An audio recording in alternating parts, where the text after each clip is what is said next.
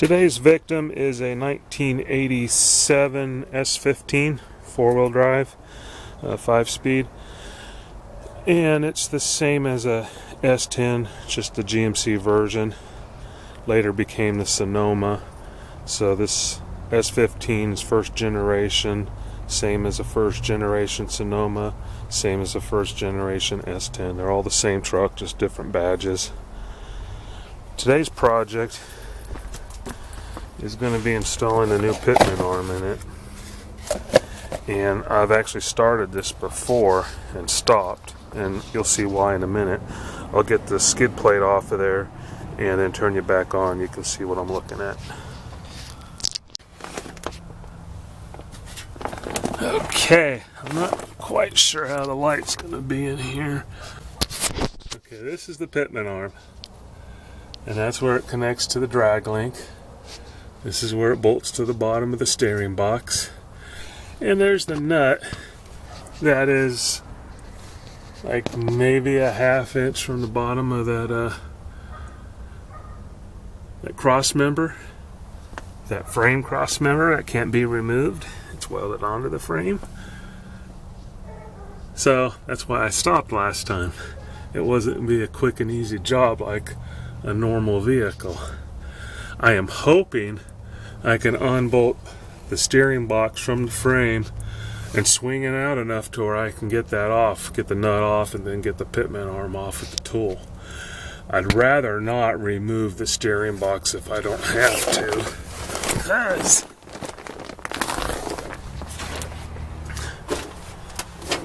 there's a lot of stuff in the way of that steering box. It's buried down there. So if I have to pull it, I will, but hopefully I can just swing it away from the frame. Let me get started and I'll bring you back when I have progress.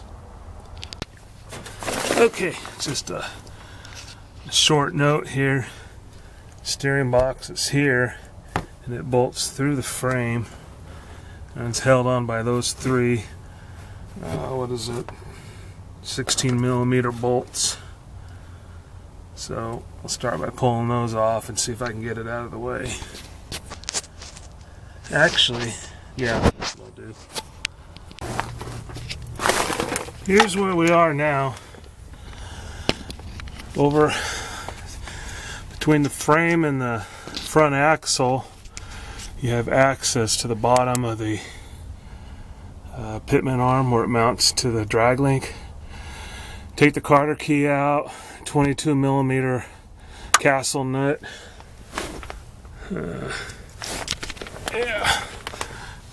Castle nut.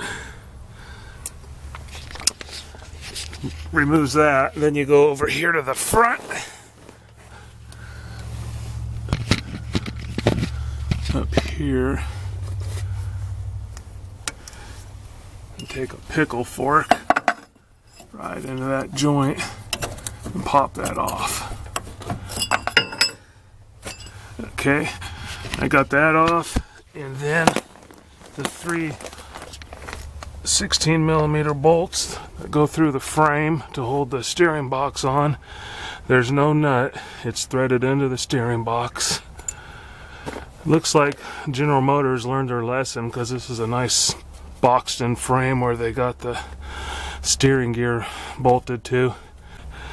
So now it's loose, and I'm going to try to move it around to see if I can get underneath there to get that nut.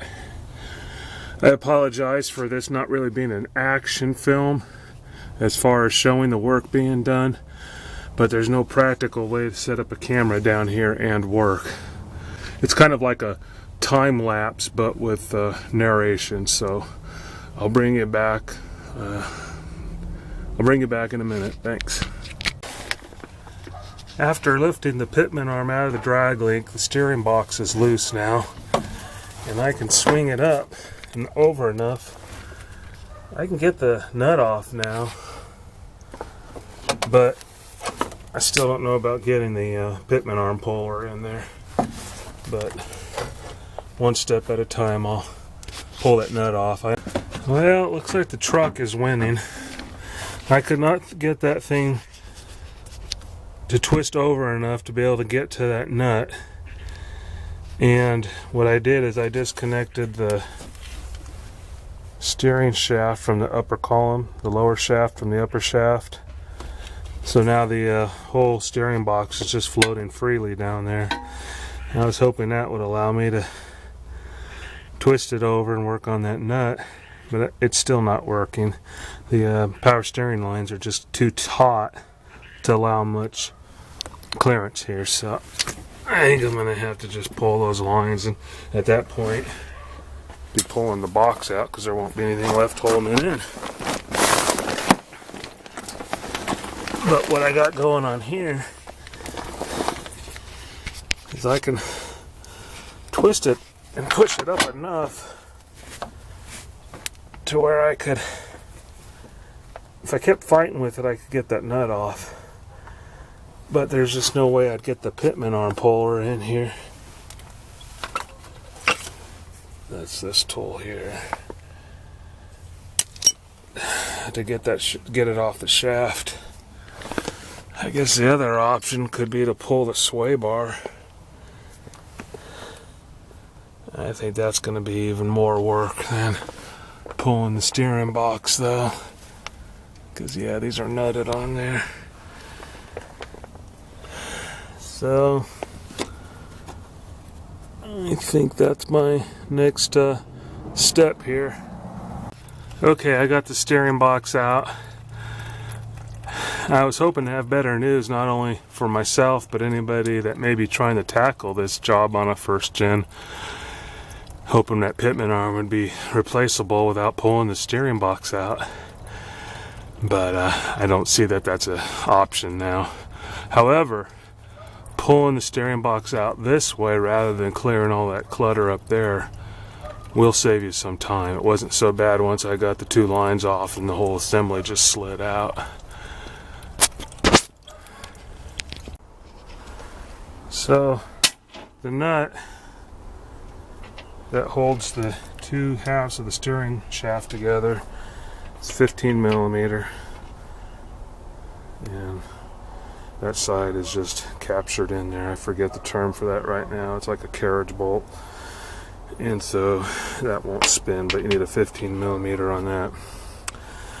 High pressure line was 18 millimeter. Low pressure line is just a hose clamp. Let me bring up that you really shouldn't use a pickle fork on a joint you're going to reuse. So if I was going to reuse this Pitman arm, it'd be best to use a traditional puller on it. Pitman arm, or excuse me, pickle fork can scar the shaft here and definitely will tear up the boot. So just a note, but the whole reason I'm taking this apart is to replace the Pitman arm, because you can see how loose that is. I had a lot of slop in my steering wheel because of that. Okay, this nut I believe is 33 millimeter, but the largest I have in commie units is a 32. It doesn't fit. So the best I have in Freedom units is a 1 3/8. It's a little sloppy, but I think it'll work.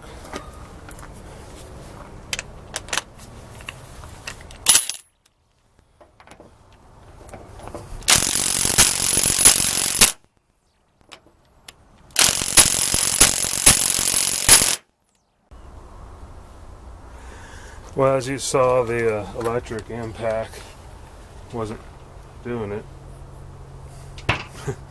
The electric impact wasn't cutting it, so I dug out the big guns, and when I was doing that, I found I had a 1 5/16, and that's a much closer fit to that 33 millimeter than the 1 3/8 I was using.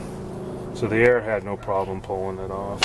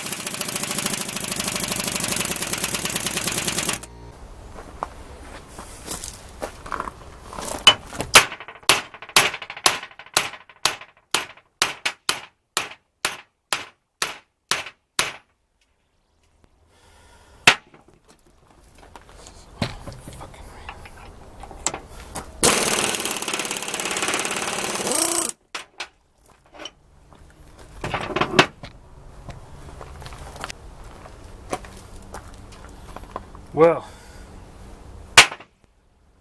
I'm going to put my tools up and clean up and call it a day. This is taking a lot longer than I had planned. So this will be part 1.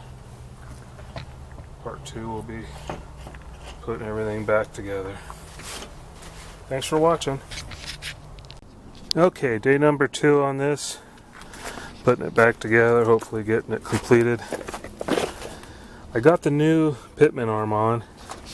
One thing I'm not too thrilled about is, if you look in here, you see this little clean spot there. About a 1/16 of an inch maybe. So this Pitman arm isn't being driven up on the splines as far as the original one. I don't believe it's a matter of tightness though, because I pounded that on with the air and then checked the torque. Now the service manual says 185 pounds on the torque for that. My torque wrench only goes up to 140, but I went way past that. I pegged the needle on it. So if I'm not at 185, I'm darn close. And then, like I said, whatever torque the air gun put out too. So all I can assume is that Moog is the replacement part here. It's not a GM part. Moog must have made a slightly smaller taper in their hole than GM did, and so that part's just not going to drive up that far. Now, something to clarify here that I didn't realize myself either. The boneheads at General Motors put 4 keys on this thing. Every 90 degrees is a keyway, instead of just doing one, so there would be only the one proper way to get it on. You have 4 ways to get it on, and only one is proper. So mark that before you pull it apart, so you know you're getting your new one on in the exact same place you took your old one off. Fortunately, I had not only remembered where it was, but I also had the camera to go back and verify where it was angled when I took it off. So that's something to keep in mind. The service manual also says not to pound on the Pitman arm with a hammer like I did. So, oops, can't undo that, but hopefully I didn't do any damage to the steering gear. That's where I'm at now. I'm going to crawl under the truck and see if I can feed this thing back up in there. Bring it back. Yeah, right there. 185 foot-pounds. And up here, do not hammer on Pitman arm. Although you guys saw what I went through to get that thing off, I really didn't have a choice. That thing was pounded on there hard. It was actually starting to mushroom my tool, the end of the Pitman arm puller. And so I had no choice but to start pounding on it, or put some heat to it. That would have been probably a better option. Anyway, I fed the assembly back up through here, the same way it came out. And this is a slip joint here, so you do have room to go back and forth with it. Let's see if we're getting in here. Right here. And this only goes back onto the other shaft one way. There's 3 flats and a curve, and then you put the bolt back in it to hold it in. Now this vehicle, I have not turned the steering wheel or moved the wheel since I pulled this out, so everything's lined up when I put it back in. But if you moved your steering wheel and or your front wheels, you're going to want to center everything when you put it back together. Otherwise it's going to do something weird on you, like steer really good one way and not at all the other. So just a heads up on that. Then I got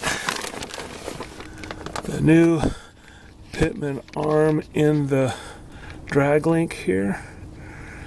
Don't have the nut on it yet, and I have the bolts cleaned and put some anti-seize on them. So I got the box started and just loosely did it, so I was able to move it up and down and around until I got all the bolts lined up, and so then now it's ready to tighten up.